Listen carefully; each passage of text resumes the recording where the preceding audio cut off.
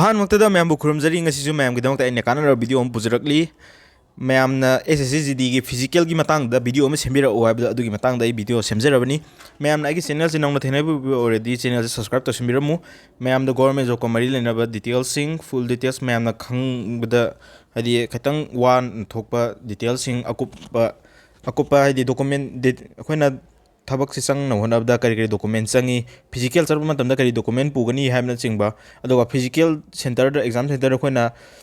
ꯇꯧꯒꯗꯧꯔꯤꯕ ꯊꯕꯛꯁꯤꯡꯁꯦ ꯑꯩꯈꯣꯏꯒꯤ ꯇꯦꯁ ꯇꯧꯗꯧꯔꯤꯕꯁꯤꯡꯁꯦ ꯀꯩꯅꯣ ꯍꯥꯏꯕꯅꯆꯤꯡꯕ ꯃꯌꯥꯝꯗꯣ ꯂꯣꯏꯅ ꯉꯁꯤ ꯑꯦꯛꯁꯄ꯭ꯂꯦꯟ ꯇꯧꯖꯔꯒꯦ ꯃꯌꯥꯝꯅ ꯁꯞꯄꯣꯔꯠ ꯇꯧꯕꯤꯌꯨ ꯆꯦꯅꯦꯜꯗ ꯁꯕꯁꯀ꯭ꯔꯥꯏꯕ ꯇꯧꯁꯟꯕꯤꯔꯝꯃꯨ ꯃꯌꯥꯝ SSCGDꯒꯤ ꯔꯤꯖꯜ ꯑꯥꯎꯠ ꯇꯧꯔꯦ ꯃꯅꯤꯄꯨꯔꯒꯤꯁꯨ ꯀꯦꯟꯗꯤꯗꯦꯠ ꯃꯌꯥꯝ ꯁꯦꯂꯦꯛ ꯇꯧꯔꯦ ꯑꯗꯨꯒ ꯍꯧꯖꯤꯛ ꯀꯩꯗꯧꯗꯣꯏꯅꯣ ꯍꯥꯏꯕ ꯃꯇꯝꯗ ꯐꯤꯖꯤꯀꯦꯜꯁꯦ ꯗꯦꯠ ꯀꯌꯥꯗ ꯇꯧꯗꯣꯏꯅോ ꯐꯤꯖꯤꯀꯦꯜꯒꯤ ꯑꯦꯗꯃꯤꯠ ꯀꯥꯔꯗ ꯑꯗꯨꯒ ꯐꯤꯖꯤꯀꯦꯜꯗ PST ꯍꯥꯏꯁꯦ ꯀꯔꯤꯅꯣ PET ꯍꯥꯏꯁꯦ ꯀꯔꯤꯅꯣ ꯍꯥꯏꯕꯅꯆꯤꯡꯕ ꯃꯌꯥꯝ ꯋꯥꯍꯪ ꯑꯃ ꯂꯩꯀꯣ ꯑꯗꯨꯒ SSCGDꯒꯤ ꯔꯤꯖꯜꯁꯦ ꯈꯪꯉꯕ ꯑꯗꯨꯒ ꯃꯥꯔꯛꯁꯦ ꯀꯌꯥ ꯐꯪꯕꯅꯣ ꯍꯥꯏꯅ ꯌꯦꯡꯅꯤꯡꯕ ꯀꯦꯟꯗꯤꯗꯦꯠꯁꯨ ꯂꯩꯔꯝꯒꯅꯤ ꯑꯗꯨꯒ ꯀꯠ ꯑꯣꯐꯁꯦ ꯀꯌꯥꯅꯣ ꯍꯥꯏꯅ ꯌꯦꯡꯅꯤꯡꯕ ꯀꯦꯟꯗꯤꯗꯦꯠꯁꯨ ꯂꯩꯔꯝꯒꯅꯤ ꯏꯁꯥꯒꯤ ꯃꯥꯔꯛꯁꯦ ꯀꯌꯥ ꯋꯥꯠꯂꯤꯅꯣ ꯈꯟꯗꯕ ꯀꯦꯟꯗꯤꯗꯦꯠꯁꯤꯡꯁꯨ ꯑꯩ ꯏꯁꯥꯒꯤ ꯃꯥꯔꯛꯁꯦ ꯀꯌꯥ ꯋꯥꯠꯂꯤꯅꯣ ꯍꯥꯏꯕꯗꯨ ꯈꯪꯅꯤꯡꯕ ꯂꯩꯔꯝꯒꯅꯤ ꯑꯗꯨꯝꯕ ꯈꯪꯅꯤꯡꯕꯁꯤꯡꯗꯣ ꯑꯩ ꯗꯦꯠ ꯀꯌꯥꯗ ꯈꯪꯒꯅꯤ ꯀꯔꯤ ꯋꯦꯕꯁꯥꯏꯠꯇꯒꯤ ꯈꯪꯒꯅꯤ ꯑꯗꯨꯒ ꯑꯦꯗꯃꯤꯠ ꯀꯥꯔꯗ ꯐꯤꯖꯤꯀꯦꯜꯒꯤ ꯑꯦꯗꯃꯤꯠ ꯀꯥꯔꯗꯁꯤꯁꯨ ꯀꯥꯏꯗꯒꯤ ꯗꯥꯎꯟꯂꯣꯗ ꯇꯧꯒꯅꯤ ꯍꯥꯏꯕꯗꯨꯁꯨ ꯑꯩ ꯃꯌꯥꯝꯗ ꯍꯥꯏꯖꯔꯒꯦ ꯑꯗꯣ ꯃꯌꯥꯝꯅ SSCGDꯒꯤꯗ ꯏꯟꯇꯔꯦꯁ ꯂꯩꯕ ꯑꯣꯏꯔꯒꯗꯤ ꯚꯤꯗꯤꯑꯣ ꯑꯁꯤ ꯁ꯭ꯀꯤꯞ ꯇꯧꯕꯤꯒꯅꯨ SSCGD ꯑꯦꯄ꯭ꯂꯥꯏ ꯇꯧꯍꯧꯗꯕ ꯀꯦꯟꯗꯤꯗꯦꯠ ꯑꯣꯏꯔꯒꯁꯨ ꯌꯦꯡꯕꯗ ꯌꯥꯝꯅ ꯀꯥꯟꯅꯒꯅꯤ ꯃꯊꯪ ꯆꯍꯤꯗ ꯑꯦꯄ꯭ꯂꯥꯏ ꯇꯧꯕ ꯃꯇꯝꯗ ꯗꯤꯇꯦꯜꯁꯤꯡꯁꯦ ꯂꯣꯏꯅ ꯆꯞ ꯃꯥꯟꯅꯗꯣꯏꯅꯤ ꯑꯗꯨꯅ ꯈꯪꯖꯤꯜꯍꯧꯕꯗ ꯅꯣꯂꯦꯖ ꯑꯣꯏꯒꯅꯤ ꯌꯥꯝ ꯀꯥꯟꯅꯒꯅꯤ ꯑꯗꯣ SSCGDꯒꯤ ꯁꯦꯂꯦꯛꯁꯟ ꯄ꯭ꯔꯣꯁꯦꯁꯁꯦ ꯇꯦꯟꯇꯛꯅ ꯍꯥꯏꯖꯔꯝꯒꯦ ꯑꯍꯥꯟꯕꯗ computer based test multiple choice type ꯀꯣꯏꯁꯟꯁꯨ ꯇꯧꯔꯦ ꯃꯜꯇꯤꯄꯜ ꯆꯣꯏꯁ ꯇꯥꯏꯞꯇꯣ ꯈꯜꯂꯕ ꯀꯦꯟꯗꯤꯗꯦꯠꯁꯤꯡꯗꯣ ꯐꯤꯖꯤꯀꯦꯜ ꯁ꯭ꯇꯦꯟꯗꯔꯠ ꯇꯦꯁꯀꯤ ꯀꯧꯔꯛꯀꯅꯤ ꯐꯤꯖꯤꯀꯦꯜ ꯁ꯭ꯇꯦꯟꯗꯔꯠ ꯇꯦꯁꯀꯤ ꯀꯧꯔꯛꯄꯁꯤꯁꯨ ꯑꯦꯗꯃꯤꯠ ꯀꯥꯔꯗ ꯑꯃ ꯏꯁꯨ ꯇꯧꯒꯅꯤ ꯑꯦꯗꯃꯤꯠ ꯀꯥꯔꯗ ꯏꯁꯨ ꯇꯧꯕꯁꯤ CRPFꯀꯤ ꯋꯦꯕꯁꯥꯏꯠꯇꯒꯤ ꯗꯥꯎꯟꯂꯣꯗ ꯇꯧꯒꯗꯕꯅꯤ ꯁꯤꯒꯤ ꯐꯤꯖꯤꯀꯦꯜꯒꯤ ꯑꯦꯗꯃꯤꯠ ꯀꯥꯔꯗꯁꯤ ꯐꯤꯖꯤꯀꯦꯜꯒꯤ ꯁ꯭ꯇꯦꯟꯗꯔꯠ ꯇꯦꯁ ꯍꯥꯏꯕꯁꯤ ꯑꯇꯩ ꯀꯩꯁꯨ ꯅꯠꯇꯦ ꯍꯥꯏꯠ ꯋꯦꯠ ꯃꯤꯖꯔꯃꯦꯟꯅꯤ ꯑꯗꯨꯒ ꯐꯤꯖꯤꯀꯦꯜ ꯏꯐꯤꯁꯦꯟꯁꯤ ꯇꯦꯁꯁꯤꯅ ꯂꯝꯖꯦꯟꯗꯨꯅꯤ ꯑꯗꯨꯒ ꯐꯤꯖꯤꯀꯦꯜ ꯁ꯭ꯇꯦꯟꯗꯔꯠ ꯇꯦꯁꯇ ꯃꯅꯤꯄꯨꯔꯒꯤ ꯑꯣꯏꯅ ꯑꯩꯈꯣꯏꯒꯤ ꯀꯦꯇꯦꯒꯣꯔꯤ ꯋꯥꯏꯁꯀꯤ ꯑꯣꯏꯅ ꯀꯃꯥꯏꯅ ꯂꯩꯔꯤ ꯍꯥꯏꯗꯨꯁꯨ ꯑꯩ ꯍꯥꯏꯖꯒꯦ ꯐꯤꯖꯤꯀꯦꯜ ꯏꯐꯤꯁꯦꯟꯁꯤ ꯇꯦꯁꯁꯦ ꯀꯤꯂꯣꯃꯤꯇꯔ ꯀꯌꯥ ꯆꯦꯟꯗꯣꯏꯅꯣ ꯍꯥꯏꯕꯗꯣ ꯃꯌꯥꯝꯗ ꯍꯥꯏꯖꯒꯦ ꯑꯗꯨ ꯁꯤ ꯂꯣꯏꯔ ꯃꯇꯨꯡꯗ ꯃꯦꯗꯤꯀꯦꯜ ꯇꯦꯁꯀ ꯗꯣꯀꯨꯃꯦꯟ ꯚꯦꯔꯤꯐꯤꯀꯦꯁꯟꯒ ꯇꯧꯒꯅꯤ ꯃꯦꯗꯤꯀꯦꯜ ꯇꯦꯁꯁꯤꯗꯤ ꯑꯇꯩ ꯐꯣꯔꯁꯁꯤꯡꯗ ꯇꯧꯔꯤꯕ ꯗꯣꯀꯨꯃꯦꯟ ꯚꯦꯔꯤꯐꯤꯀꯦꯁꯟꯒ ꯄꯨꯟꯅ ꯇꯧꯗꯣꯏꯅꯤ ꯁꯤꯁꯨ ꯂꯣꯏꯅ ꯑꯁꯤꯗ ꯑꯗꯨꯝ ꯆꯦꯛꯁꯤꯟꯅ ꯌꯦꯡꯕꯅꯤꯀꯣ ꯀꯂꯔ ꯕ꯭ꯂꯥꯏꯟ ꯂꯩꯇꯦ ꯃꯤꯠꯀꯤ ꯐꯖꯅ ꯌꯦꯡꯉꯛꯀꯅꯤ ꯑꯩꯈꯣꯏꯒꯤ ꯑꯣꯔꯒꯥꯟꯁꯤꯡꯒꯤ ꯐꯪꯁꯟ ꯇꯦꯁ ꯀꯩꯀꯥ ꯂꯣꯏꯅ ꯇꯧꯔꯛꯀꯅꯤꯀꯣ ꯑꯗꯨꯒ SSCGDꯒꯤ ꯚꯦꯀꯦꯟꯁꯤꯁꯦ ꯍꯟꯗꯛ ꯂꯥꯏꯁꯦ 50,000 ꯍꯦꯜꯂꯦꯀꯣ 50,187 मुकी चांग वैकेंसीनी अदो मैम एग्जाम थानगीसे थबकसीगी सैलरीसु पे लेवल 3 नी पे लेवल चावी 21,700 तकी हौरगा 69,100 फोगी चांग दा फंगदनी तोलबसे पोस्ट ममिंग जे कांस्टेबल नी को अदो तोलब सिंगदा खोइना फंगदब अलाउंस सिंग जे कैकेनो हम तमदा बेसिक ता 21,700 नी ट्रांसपोर्ट अलाउंस ता 1,224 हाउस रेंट अलाउंस ता 2,530 any dearness allowance ta 434 ni total salary si 25,896 ni adubu moigi deduction tawgraga magi in hand salary habi tare thabak se join tawba hawba candidate na phangdu je 23,527 ni adu magi tham gi income si 69,100 fo oibi ai ko asi je mangonda asi gi salary se keno promotion yaudri ngai gi salary ni ko JD ona dom leibo candidate ki मागी salary नी अदो मैमना any government job है तारे SSC बो ओइरो banking बो ओइरो railway बो ओइरो अग्निपथ बो ओइरो any government job थाबा तारगदी मॉक टेस्ट नत्रगा टेस्ट सीरीज सिंग थाबजी कंपलसरी ओइको हाइदी कंप्यूटर बेस्ड लोइन एग्जाम थारकपनिना एग्जाम की फॉर्मेट एग्जाम की पैटर्न सिंग जो टेस्टबुक तकी लोइन फंगनी टेस्टबुक ऐप से डाउनलोड तौद्रिबा कैंडिडेट यावरगदी टेस्टबुक ऐप से डाउनलोड तौसिनबिरो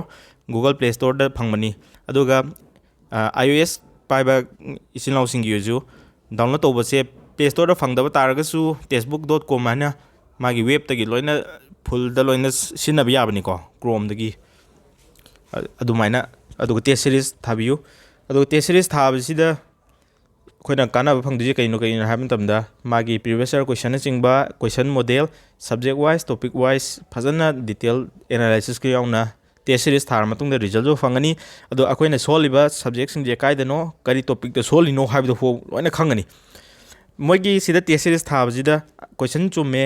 आंसर असुमबदो पीब अदु खता नतिको आंसर त नतना ऑप्शन मरी पीबजिदा ऑप्शन मरी जिगी मतंग लोइना डिटेल एक्सप्लेनेशन पिरमबनी अदुना प्रिपेयर तौबदु यामना कानबनिको टेक्स्टबुक पास लेबगी लिंक जे डिस्क्रिप्शन दा हapcharamge aduga textbook pass si lay matamda aigi code T2M je sinnabiba taragadi rupees 299 piba pot se 269 da fangani extra discount fangani ado magi asigi discount gi matam si 9 dena 11 April phogi manung khatani aduga sigi textbook pass se laigi candidate sing je moi lucky draw am je tawgani asida daw yaragadi Indian Premier League ki ticket chu phangmagi chance su leiko hoi asibudi tongan thamgro aduga magi SSCgi की selection जे मथक जो हाइजक्रे physical efficiency test ने हजिक लाक्तोजे computer based exam दी लोइग्रे physical तौबसिदा हामदा physical standard test ने physical standard दा height weight check तौदुनी अदुगा नुपासिंग गिना chest measurement जो तौदुनी physical efficiency दना लमजेनी हजिक selection तौरिबा candidate सिंग जे cut off से सराउंडना unreserved के 30% नी टोटल मार्क तगी अदुगा OBC EWS के 25% नी अदुगा SC ST की 20% ओए अदुगा NCC सर्टिफिकेट पावे इचनाउ सिंग 5% टोटल मार्क तगी बोनस पीगनी अदुगा NCC B पावे सिंग 3% की मार्क पीगनी अदुगा NCC A सर्टिफिकेट पावे 2% की मार्क एक्स्ट्रा हाफ कनी सिदा हापीबा मार्क सिंग जे मागी कट ऑफ तब थाब यावरेको कट ऑफ लाल मतुंगदा सी मार्क से ए तगदबनी अदुना NCC सर्टिफिकेट की बोनस से फंगे है तारगदी SSC की सर्टिफिकेट लेबा कैंडिडेट सिंग सर्टिफिकेट इनक्लोज तौगदबनी सर्टिफिकेट यावद्रगदी मोइना हापकत्खरिबा बोनस मार्क तो मुक डिडक्ट तौरकनिको अदो मैम रिजल्ट जी येंग मतमदा मणिपुर की मपादा BG काना थाब मैम यावेको अतोप स्टेट की दा BGN काना थाब यावी कोई कैटेगरी वाइज की ओइना कनो मागी वैकेंसी मणिपुर की ना सिलेक्ट तौब मी जे कयानो हाबदि लोइन थोएको अदुगा B थारिबा G थारिबा N थारिबा जे कइनो हाबदा खंगमदबे अदो मैम दा हजरके B याबजिना बॉर्डर एरिया नी G जिना जनरल नी अदुगा N जिना नेक्सल हमनी B जिना कोई जॉब लोकेशन सिंजे जॉब लोकेशन की मतंग दनी सिदा हाइजिको B याजिना बॉर्डर एरिया सिंग दा तारक्तुइनी कोई पोस्टिंग जे अदुगा G अदुगा बॉर्डर एरिया जे मणिपुर जिजु म्यांमार बॉर्डर का ताइनाबनेना मणिपुर ताबा याबगी हिल डिस्ट्रिक्ट सिंग दनी को मणिपुर दा वैकेंसी लेबसिंगदो मणिपुर के वैकेंसी लेबदो हिल डिस्ट्रिक्ट सिंग ताबगी मणिपुर मनुंग ताबगी चांस लेबदो बॉर्डर एरिया जिदा ओरक्तुइनी अदुगा जनरल हाइजना जनरल डिस्ट्रिक्ट चुमनगी मिसम प्रजा लेनब डिस्ट्रिक्ट सिंग जिदा लेबदो अजुदि सिजना जनरल एन जिना नेक्सलाइट सिंगी मोगी इरांग खरा कनब जगह दुनिको अदो मणिपुर की आइना दोम येंगजाबदा मणिपुर की ओना नेक्सल एफेक्टेड एरिया दा ताबा कैंडिडेट अम्बु यावदेको कैंडिडेट खुदिमक लोइना B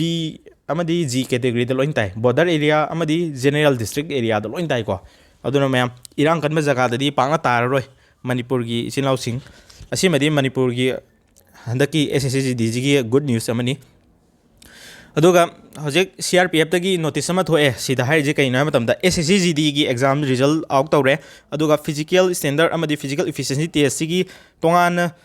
एमिट कार्ड अमा PST एमिट कार्ड अमा थोरकनी सी की एमिट कार्ड से CRPF की वेबसाइट थगलकनी अदो CRPF की वेबसाइट ती https://rect.crpf.gov.in की वेबसाइट सिदगी डाउनलोड तौगदबनी अदुबु हजिक डाउनलोड तौब याद्री अदुगा फिजिकल सिदी डेट 15 April दगी तौरनी हारे टेंटेटिवली एप्रोक्सीमेटली ओइना डेट 15 April दगी हौरनी हाइजे कोई मणिपुर की हौदोइरा अदुबा दिल्ली की हौदोइरा नागालैंड की हौदोइरा मिजोरम की हौदोइरा करम स्टेट ता हौदोइनो नत्रगना अमुक्तदा चमन हमिनादुरा हाइबा वहंग लै अदु सिंगदि चपचाबा खंगदरी तोंगाना नोटिस अमा थोरखिनी डेट 15 दगी हौगदबा स्टेट तोंगाना लाकनी अदुगा अखोइगी PST की एमिट कार्ड से खंगदिन एमिट कार्ड से हजिक थोक्तरी अदुबो एमिट कार्ड डाउनलोड तौनबा लिंक दि लेरे अदुना CRPF की वेबसाइट ते याम तोइना विजिट तौबियो मैम अदुगा फिजिकल चट मतमदा एमिट कार्ड यावदो बिचत पदि यारोइको अदो फिजिकल की सेंटर जो एमिट कार्ड तगी खंगदोइनी अदुगा फिजिकल डाउनलोड तौबगी डेट से डायरेक्ट थोक्तरी अदुगा फिजिकल की निमित्ती डेट 15 दगी हौरनी हन थोएको अदुना मैम CRPF की वेबसाइट से दुम SSC अमदी CRPF की वेबसाइट सिंगी नोटिस सिंगी दुम चेक तौबियो वेबसाइट सिदी आई डिस्क्रिप्शन दा हपचरमगे मैम चेक तौबु नुवाइनबगीदमक्ता अदुगा फिजिकल स्टैंडर्ड टेस्ट से हाइट चेस्ट अमदी वेट की मेजरमेंट सिंग आतनी आंबा लोइना प्रोपोर्शनेट ओगदमनिको असिदा मणिपुर की ओइना शेड्यूल ट्राइब ता बिलोंग तौबा कैंडिडेट ओरगदी 157 सेंटीमीटर ओगनी अदुगा नुपागी ओइना नुपीगिना 147.5 सेंटीमीटर नि शेड्यूल ट्राइब तंगिनी को सिजना अदुगा Manipur atopa candidate singi oinadi 162.5 centimeter ni, male gi oina female gi na 152.5 centimeter ni. General OBC AC ST General OBC ga AC ga ex serviceman amadi PWD moi loin si chap mani ko. Aduga schedule tribe singi oina mon extra da khara relax tawi 157 centimeter aduga female singina 147 centimeter. Asida hariba relaxation je akoi Manipur tangi oina relaxation pirai aduga schedule tribe ki jo relaxation pi sida akoi gi height china male gi height je 170 centimeter yograba female na 157 centimeter yoradi height weight height ka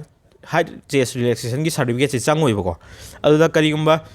general gi di 170 centimeter ne asida koina Manipur gi na tungana relaxation pi basing je si relaxation je phang haradi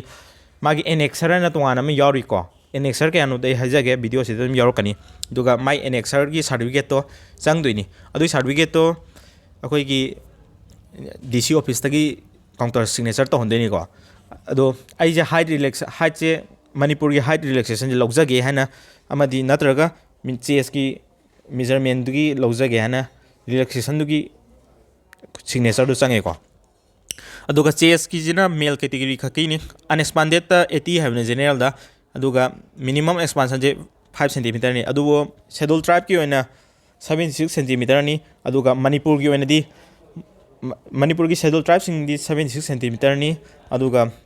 other category have tare SC aduga general OBC EWS na chingbaji 77 cm ni centimeter amat gi difference ni ko aduga physical da lamjen je kayam chen du na matam da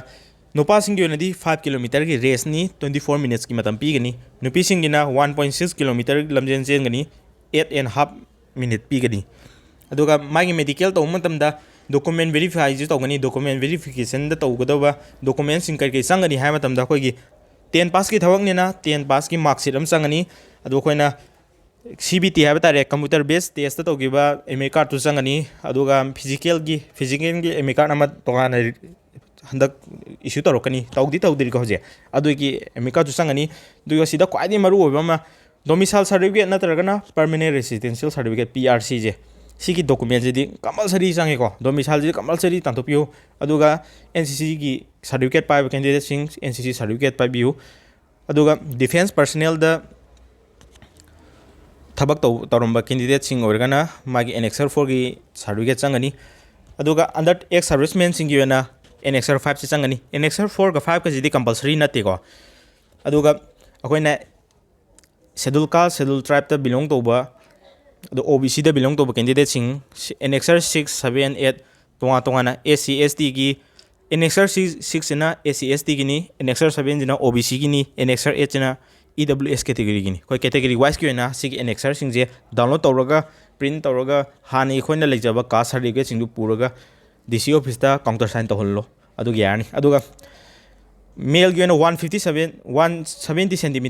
dagi taba candidate orgadi adu Manipur gi height ta di yoba adu relaxation certificate lon changani ko annexer 9 gi certificate lon changani nupi sing gi na 157 cm dagi taba aduga Manipur gi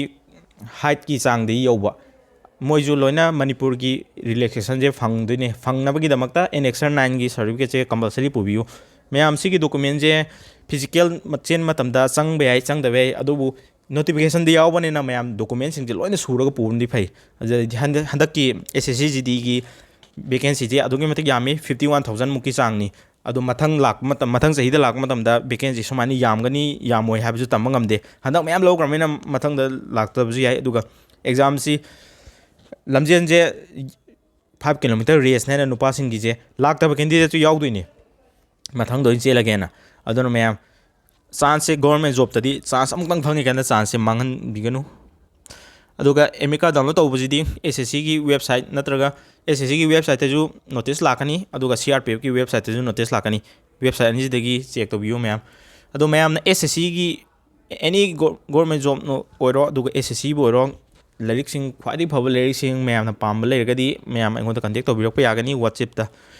WhatsApp ke number pijare call di to birakano mayam ado leirik sing je loina mayam phangbiya aduga video course on ju maths ki leirik ꯃꯦꯠꯁꯀꯤ course ꯑꯗꯨꯒ ꯏꯪꯂꯤꯁꯀꯤ course ꯔꯤꯖꯅꯤꯡꯒꯤ course ꯃꯔꯨꯑꯣꯏꯅ subject ꯑꯍꯨꯝ maths English ꯔꯤꯖꯅꯤꯡꯁꯤꯅꯦ ꯑꯩꯈꯣꯏꯅ government job ꯈꯨꯗꯤꯡꯃꯛꯇ ꯂꯣꯏꯅ ꯍꯪꯉꯤꯁꯦ ꯁꯤꯒꯤ ꯀꯣꯔꯁꯁꯤꯡꯁꯨ ꯃꯌꯥꯝ ꯚꯤꯗꯤꯑꯣ ꯑꯣꯏꯅ ꯑꯩꯉꯣꯟꯗ ꯂꯩ ꯑꯗꯨꯁꯤꯡꯗꯣ ꯑꯩꯒꯤ ꯋꯥꯆꯦꯞꯇ ꯂꯧꯅꯤꯡꯕ ꯀꯦꯟꯗꯤꯗꯦꯠ ꯂꯩꯔꯒꯗꯤ ꯋꯥꯆꯦꯞꯇ ꯃꯦꯁꯦꯖ ꯊꯥꯕꯤꯔꯛꯎ